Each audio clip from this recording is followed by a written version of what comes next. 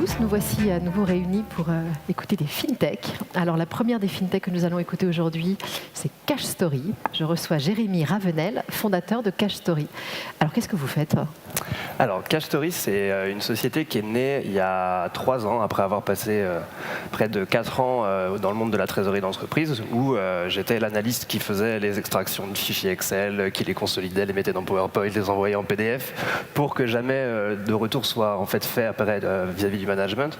Donc l'idée de CashStory, ça a été de pouvoir transformer ces reportings lourds et complexes à produire en une application très simple et visuelle, l'équivalent de ce qu'on peut avoir au niveau de l'expérience mobile utilisateur dans notre vie personnelle aujourd'hui. On essaye de l'apporter dans le reporting financier d'entreprise.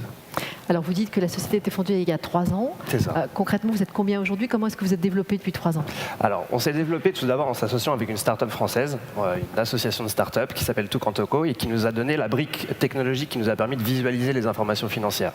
Après, en dessous de ça, nous, on a travaillé toute la partie automatisation sur les processus financiers en tant que tels et ça nous a permis d'avoir un premier pied à l'étrier et de rentrer dans des comptes en partenariat pour pouvoir changer les usages autour des reporting dans ces sociétés. Et aujourd'hui, on est 5 personnes et on travaille notamment sur des sujets qui vont aller à la suite de la data visualisation, qui sont l'automatisation et l'intelligence artificielle. Qu'est-ce que vous apportez de nouveau à un trésorier ? Pourquoi est-ce qu'il faut aller chez vous ? Alors, le trésorier, il faut savoir que dans le cadre de notre vie personnelle, c'est assez facile d'avoir une application très simple, facile d'accès, où je peux avoir les KPI, les indicateurs clés. Dans le monde de l'entreprise, c'est un tout petit peu plus complexe, parce que les outils de business intelligence sont assez lourds à manipuler. Nous, on offre vraiment beaucoup plus de légèreté, une facilité d'une couche qui est vraiment mobile first, et axée autour du design et l'expérience utilisateur, pour pouvoir rapidement naviguer dans les différents indicateurs clés.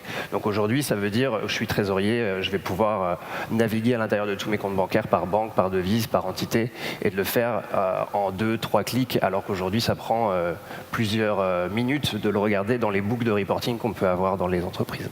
C'est compliqué, c'est long à installer ? Alors non, ça prend entre 1 à 2 mois à faire la première brique et de pouvoir automatiser les données que vous avez en source. Donc on prend n'importe quelle source de données, que ce soit du Excel, des TMS, des sources ERP. L'idée, c'est d'être vraiment un diagnostic des sources de données et d'apporter la couche de visualisation qui facilite toute la lecture des informations financières. Quelle est la prochaine étape pour CashStory ? Qu'est-ce que vous voyez ? Alors, il y a beaucoup de prochaines étapes parce qu'effectivement, l'équipe technologique est en train de grossir et aujourd'hui, on travaille beaucoup sur l'automatisation, les algorithmes prédictifs et l'intelligence artificielle qui nous amènera demain à pouvoir converser avec l'application de reporting. Donc, avoir vraiment un assistant virtuel à la voix qui permet d'aller chercher les infos dont on a besoin. C'est du court terme, du long terme ? C'est du moyen terme, c'est pour la fin de l'année. Bravo, merci beaucoup. Merci. Jérémy Ravenel, fondateur de CashStory. Merci beaucoup Cécile, au revoir.